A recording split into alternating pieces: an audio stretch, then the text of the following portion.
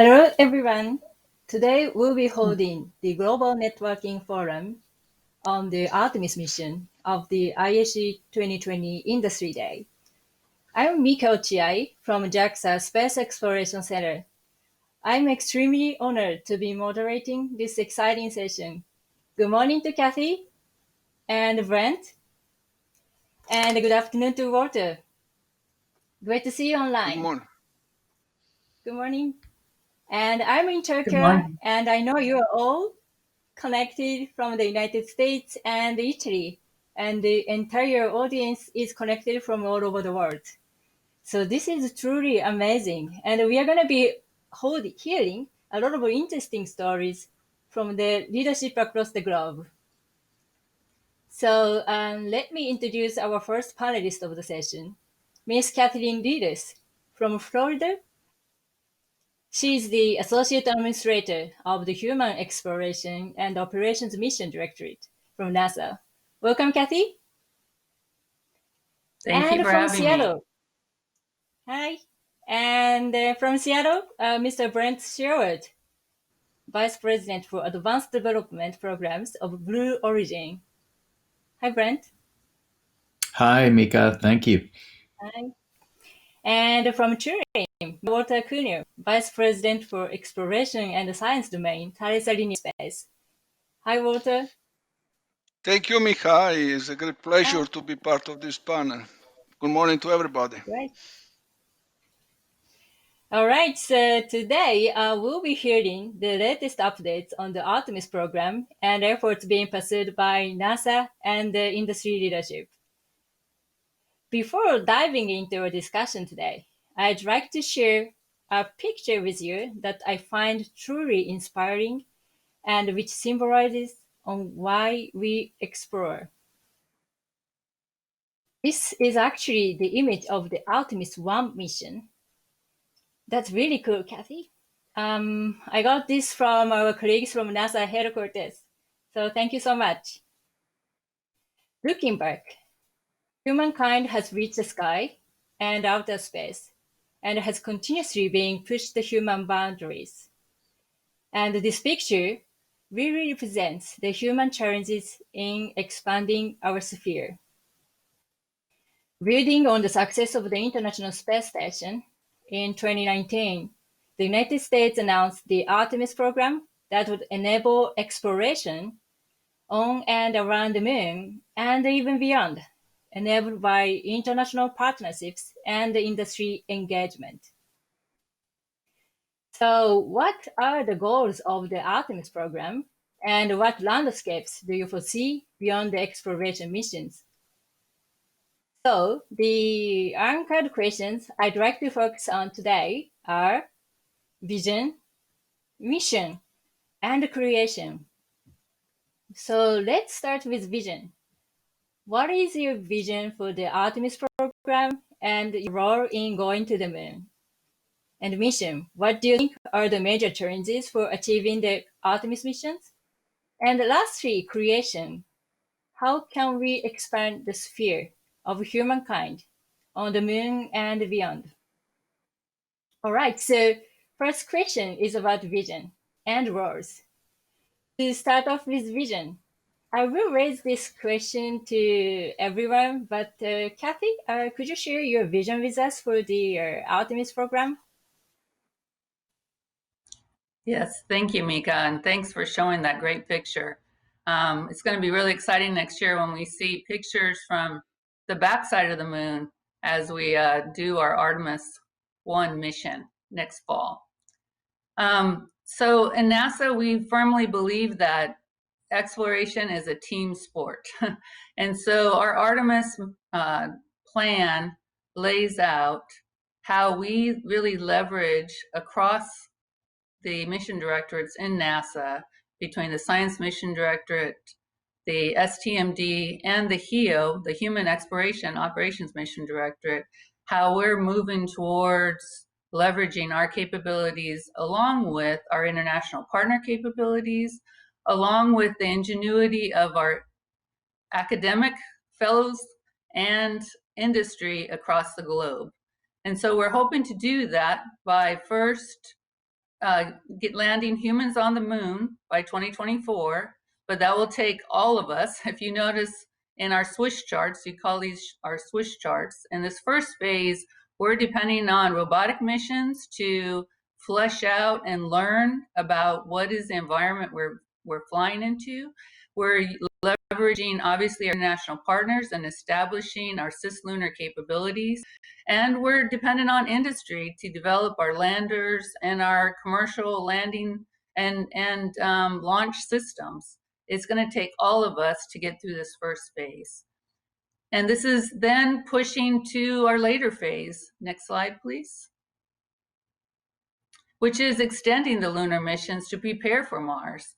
It's going to be really, really important for us to be establishing the capabilities to learn on the moon and to be able to figure out how to live and operate on the moon and around the moon, for us to be able to understand how to do the operational missions we're going to need to, and what is it really going to take for us to do in Mars. We've learned a lot on 20 years on the International Space Station with our international partners and our commercial partners. Now it's going to be, what else are we going to learn on the lunar and around the lunar surface that's going to help us really to get ready for Mars? Like I said at the beginning, this is a team sport, and it's going to take a team to solve the big problems we have in front of us to be able to accomplish our exploration missions. Thank you, Kathy, for sharing NASA's plan on the Artemis. I really like the word team sports, and it's really an exciting endeavor. And as you said, international and commercial collaboration is also the key in realizing the sustainable human presence on the moon. And yeah, Japan is also joining this endeavor. And then JAXA is planning to contribute to the program with essential assets on the gateway and also on the lunar surface. So thank you, Kathy. So next, may I ask Brand, would you like to share your vision with us, please? Of course. Thank you very much for having us today. And for those who are listening in, Artemis is our generation's most exciting program. And certainly at Blue Origin and on behalf of our teammates, we're very privileged to be participating with NASA and collaborating on this amazing program. So what you see here is our design for the human landing system. That's what NASA calls the lander that will carry crew from a high lunar orbit down to the surface and back up. They'll be delivered out to cislunar space by the Orion, launched on SLS, and then transfer into this vehicle. We've formed a partnership that we call the National Team. The members are Blue Origin as prime contractor, and we also provide the middle part of this stack. It's called the descent element. Lockheed Martin is our partner for the ascent element that has the crew cabin on it and is based heavily on Orion systems for continuity with the rest of the Artemis program. Northrop Grumman is our partner for the transfer element. That's the part on the left, which is the deorbit stage that sends the stack down to the surface for landing. And Draper is our partner for guidance navigation with Heritage going back to the Apollo landings. So as I said, we're very proud to be developing this marvelous machine for NASA that will carry the first American woman and next American man back to the surface and then begin our permanent presence at the moon. So Mika, you asked about our vision. And so on the next chart, I'd just like to say a couple of words about that. We see it as a stepwise progression. It begins just with being able to get there and get safely back. And then being there and delivering some early systems for exploration, we can conduct what I call scientific exploration. That means we need to learn more about the environment, for example, in the polar region, and about the conditions there, the resources that will be available there, because that will tell us then where to start conducting resource utilization experiments and the buildup of Artemis Base Camp. Next comes a stage which I call practicum. That's where we have a lot of learning to do on the lunar surface about how conditions affect our systems that will allow us to design the systems that then allow us to scale up for industrial scale operations like production of propellants from lunar materials. And that in turn is what gives us sustained presence. So this is a stair-step approach into the vision that I think we all share of a sustained presence, preparation for deep space missions like the exploration of Mars and other amazing things, including commercial future on the moon as well. And I think we'll talk about some of those challenges a little bit later in the panel. Thank you. Well, thank you, Brent, for sharing the vision and also your plans. The national team concept is really exciting, and I'm sure that the audience is waiting to hear a lot more from you on how we can create a sustained human presence and also scale up on the moon. Okay, thank you. So, Walter, would you like to share your vision and the thoughts with us as well? Yeah, thank you very much for hosting me today here in this panel, and thank you to all attendants to this panel, to the people which is attending to the panel.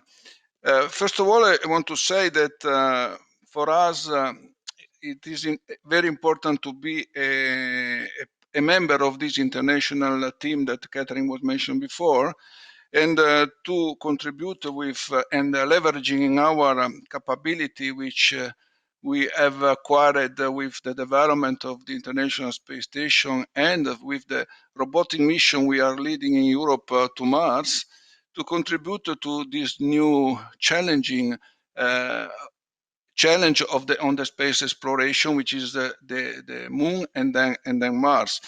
With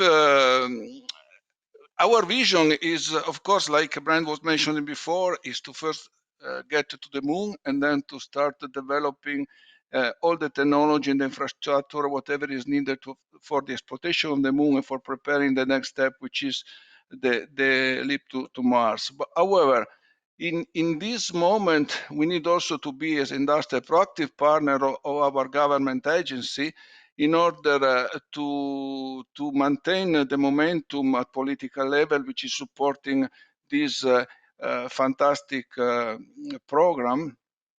And we want to be also a propeller of the infrastructure and technology which need to be provided for the moon exploration, and also to help and to provide the opportunity to private sector and other company to join to this project and to bring ideas and innovation which will help us to reach the objective of the moon exploration, later on the Mars. Artemis program is, of course, preparing for the ground for the first human permanent presence in an extraterrestrial body.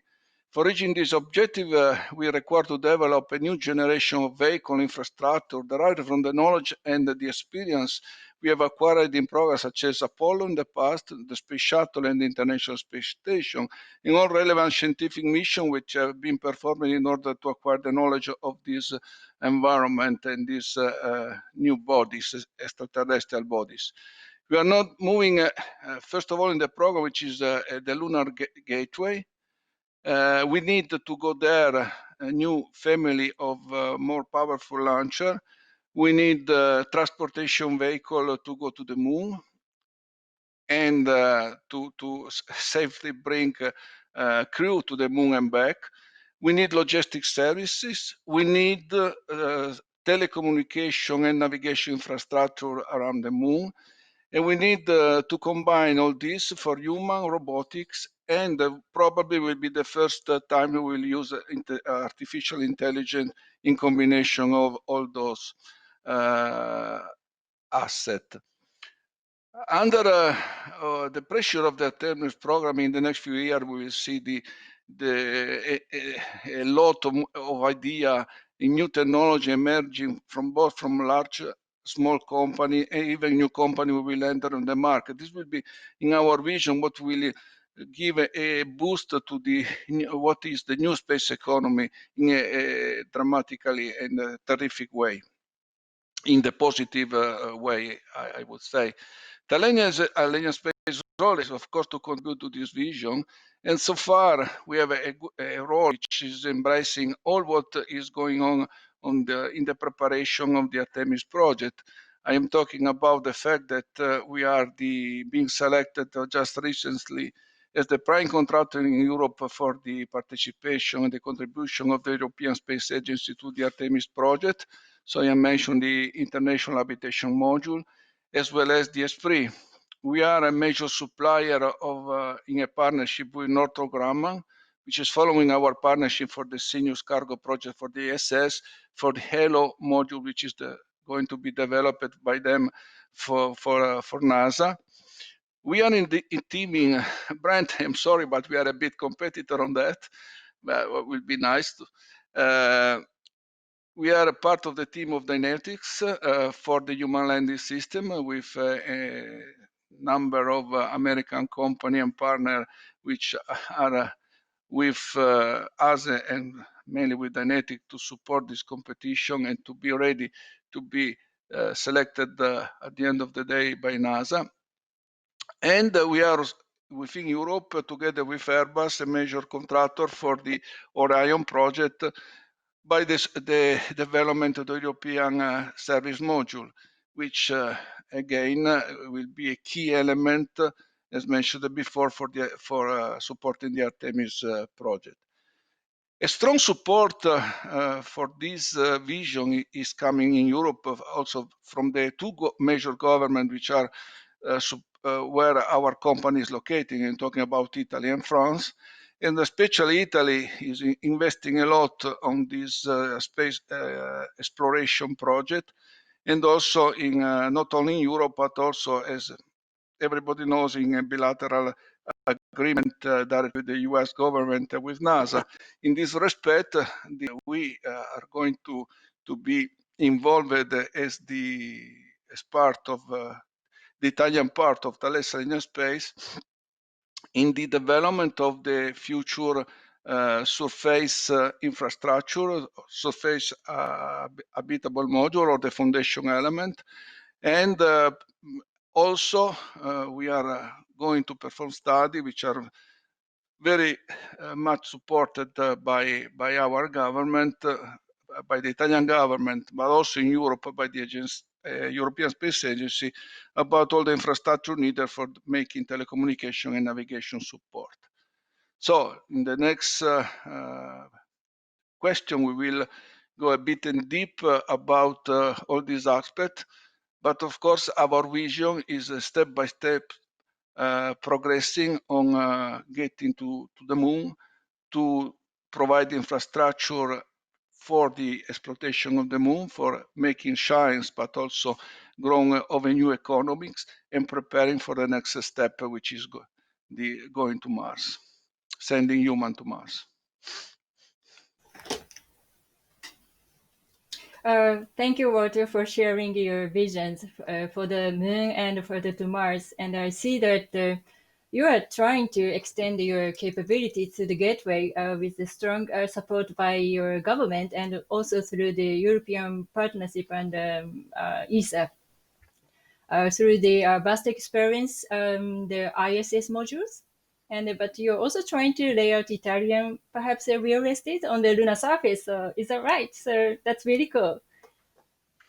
And as you mentioned, I noticed that there was a joint statement between the Italian government and the United States, and which is an important milestone to bring us forward together for the Artemis. By the late 2020s, there are going to be a lunar gateway and then a commercial human lunar landers and provided the United States, and then many more assets, including perhaps, hopefully, Japanese lunar rover, perhaps. And I'm sure that this is going to be a lot more assets from other countries all over the world.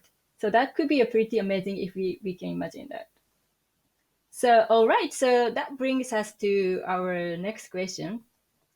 So the second part of the panel is about the mission.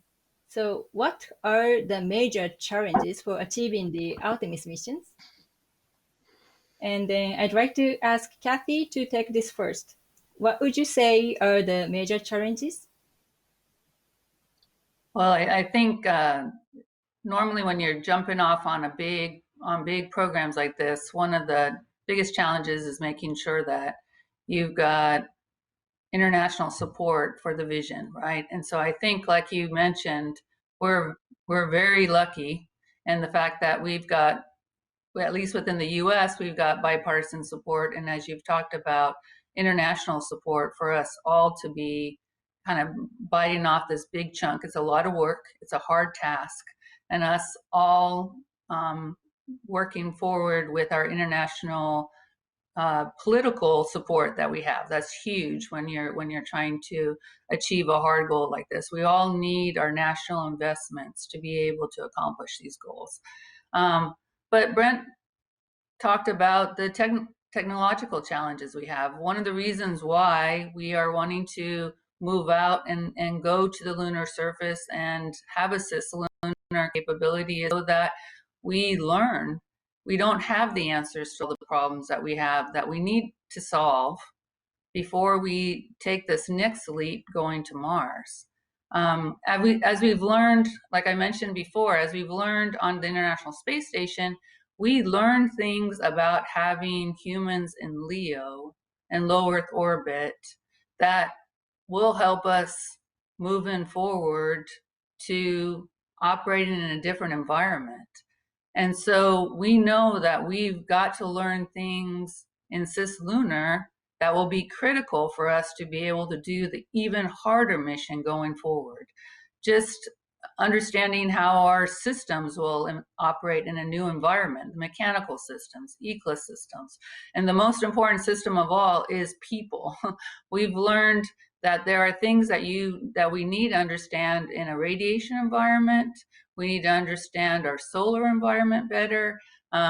There's lots of different aspects that we're going to need to learn to make sure that the systems that we are building to go even farther into space will be able to do it safely.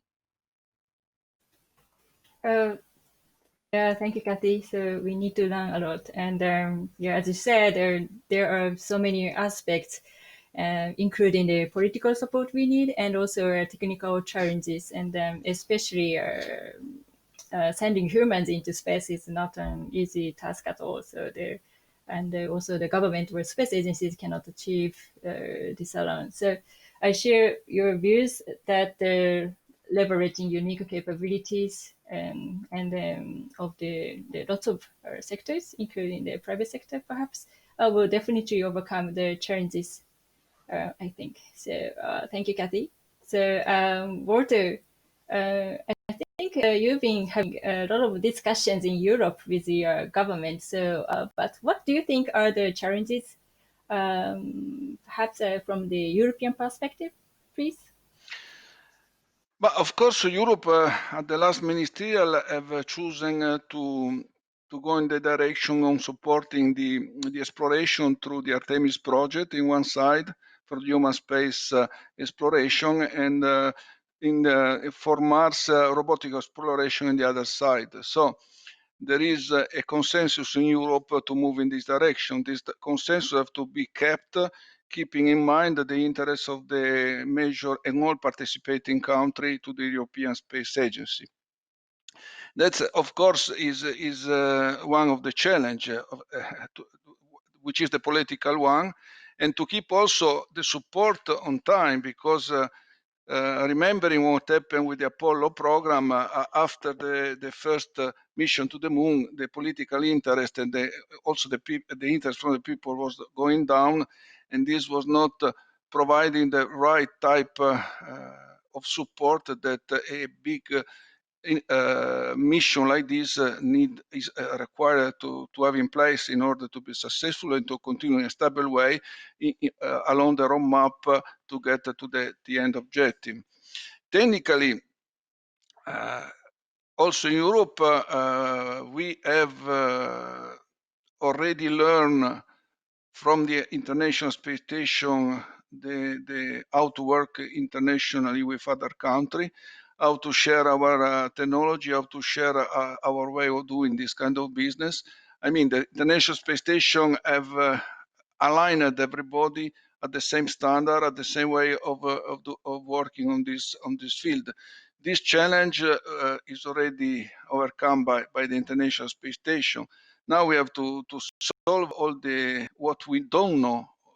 We will find on the, especially when we will be on the moon. We need to solve the technical issue of the new challenge in coming from a different environment in respect to the International Space Station. And at the end of the day, we will have to solve also the issue that fortunately, in my view, the time frame which is being imposed by the roadmap is quite short in time, which is putting us the challenge to develop a lot of things in parallel in terms of the gateway, in terms of launcher, in terms of transportation vehicles, logistics support. Everything has to be ready at the same time, and this is a big technical challenge that has not probably with this duration in this time frame is the first time that we are facing. That is extremely a great opportunity to enhance the way we work together internationally, because in any case, the exploitation of the moon could be done only with international partnership, as well as the next step going to Mars. Thank you, Walter, for sharing your thoughts. Yes, sir, definitely. So you mentioned that both the political aspect and also technical challenges, especially from the different environment point of view, compared to the one at the ISS.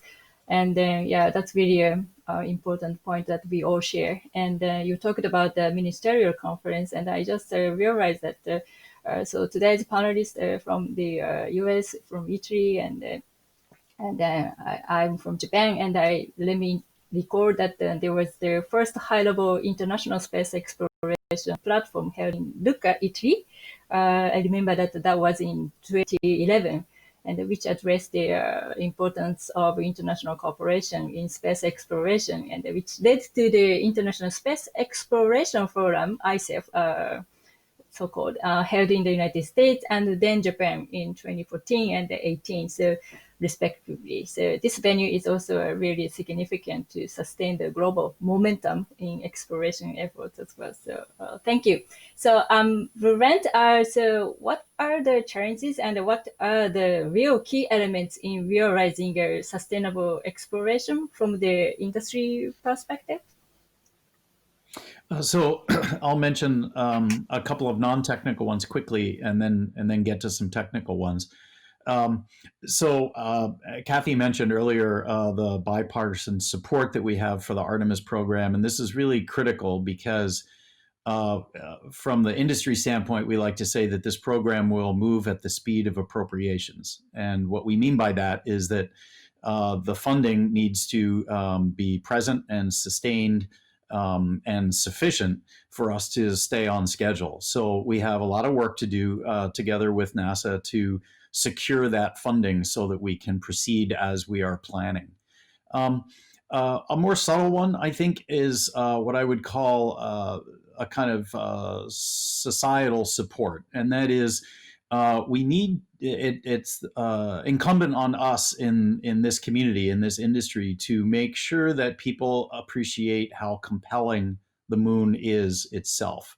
The moon is very different from Mars, and so not everything is transferable, but the moon is so close that it really opens up the possibility, a lot of possibilities for interesting activities that I think will be very important and embedded in our society going forward as we get lunar activities to happen.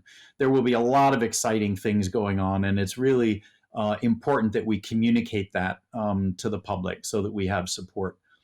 On the technical side, we need to appreciate that landing on the moon with people operating there and getting them back home safely and building things there is very hard.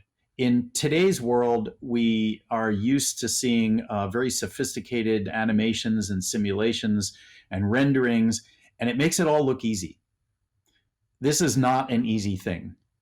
Even though Apollo succeeded a half a century ago, and we have much better capabilities now and tools and technologies, this is still a very hard problem. And it's going to take keeping our heads down and being focused and applying the best of our insights and experience for this to be a successful program. So we should never underestimate that. And then finally, I would return to the idea of practicum, meaning the experimentation that we need to do in situ. There are things we need to learn about operating in a lunar environment: granular flow in 1.6G, fluid flow in 1.6G, human physiology in sustained 1.6G, of course, the behavior of flame in habitats in 1.6G. All of that is new. What is the nature of the resources that are in the lunar regolith? We have tantalizing early data showing that there are water ice deposits in some form in the polar regions. We don't have reason to believe that there's solid ice or ice lenses. It's somehow admixed at very low fractions in the lunar regolith.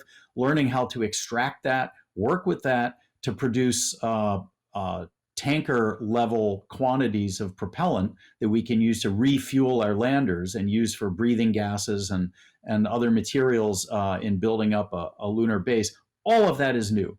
And none of that experimentation can be done completely on Earth. We need to be in the lunar environment conducting those experiments. That requires sustained presence, repeated missions, a multiple generations of technology development and testing and experimentation so that we can learn how to design the systems that we need for that full-scale implementation of a base. And that's where you'll really see international collaboration and collaboration by companies that are bringing private capital and hopefully have customers within themselves, customers beyond the NASA budget and the budgets of the peer agencies around the world. This is all fundamental to being able to grow lunar activity into the vision that we all share. So until we can learn how to operate there, learn how to make things out of what we find there, learn how to do sustained operations the way we have on the International Space Station, and do all this collaboratively, repeatably, predictably, growth will elude us, right? So we have to get all those things done first before the vision that we share can become real. That is a hefty set of challenges. That's a generational challenge for all of us. It's one certainly that we're excited to be now finally underway to do. For us, although we are industry, this isn't just business. I personally have been at this for 35 years in my career, sort of single-mindedly trying to make these kinds of things happen. Many members of my team have been at this for just as long. So persistence and commitment and sort of emotional commitment to this vision and these goals is what we need to maintain and be steadfast about to make all this real. Thank you, Brent. So noting that the society support is also key, and also your emphasis on importance of a practicum part. Okay, so I think we are running out of time a little bit. So let me jump into the part 3 question. The final part is about creation. So how can we expand the sphere of humankind on the moon and beyond? Kathy, would you take this first? Well, I think, what we've been talking about this whole time is about really us, through solving big problems, moving humankind forward. right? I think over the last, 50 years of space exploration, the reason people said, let's go to the moon was not necessarily just to go to the moon. It was about, by taking this hard problem, how can we expand the knowledge base and then be able to use that to solve our big problems, not only through exploration, but also then apply that to us solving problems here on Earth. And, you got to grow. You've got to grow. We've got to grow as a species for us to be able to tackle and solve the big problems that we have on Earth. And there's nothing better than going to and exploring space as a way for us to have a big problem to solve. So I think what's amazing about this problem and amazing about the Artemis plan is it's going to take all of us.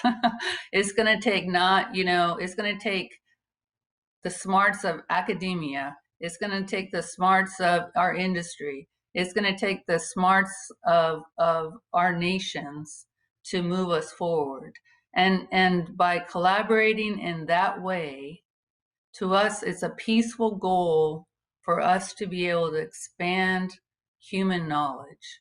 And where it's going to take it, like I said at the beginning, this is a team sport, and we need all the players out there on the field to push us forward. Thank you, Cassie, for your words. So we only have 3 minutes. So to conclude this session, so I'd like to ask each panelist to say a few words again on why are we exploring during COVID-19. So probably Walter, please. But history is teaching us that even in the past, when our healthcare system was not at the level of today, if you think about the 1300th century, when there was the big plague and more than 20 million of people were died in Europe, immediately that was the end of the Middle Age and the start of the Renaissance, mostly because this plague was returning every couple or 4 years until it disappeared. So the humankind never stopped in this dramatic event, and they were the occasion in the history to grow and to change in a positive way our journey on the earth. So we should never stop against this event. We should fight, and we must find a way to continue to grow in the positive way. And the Artemis program and coming back to the moon and to the space exploration is really a key factor to have a common objective for all the people. This vision is something very positive, which were already from the time of Apollo, we at the international level, we didn't have a vision like this. Moon and then Mars. This is a key to get all the people together to a common objective, to boost creativity, innovation, ideas, and motivation from the people. It's not only business, like Brent said. It's a lot of things inside the Artemis project. Thank you. So, Brent, would you like to say? I'd just say, yeah. So first of all, the Artemis program has not missed a beat, even though we've been, what we call level 4 at the company, and some NASA centers have been closed. We've all been working remotely, and we have not missed any deadlines. So people should be aware that things are moving forward. In response to your question, I would just say humanity needs hope. We need hope now more than ever. Those of us who are privileged to be in the space exploration business, we are in the business of hope. That's what we do. It's what we know how to do best, and that's precisely what humanity needs right now. Okay, thank you very much. Thank you to our panelists for sharing the inspiring stories and taking your time today. And it's time to close out now. So I'd like to once again thank everyone for joining online today. And so let's go together to the moon, and we are all united and exploring as one. Thank you, Mika. Thank you very much. Thank you, Mika. Yes, thank you.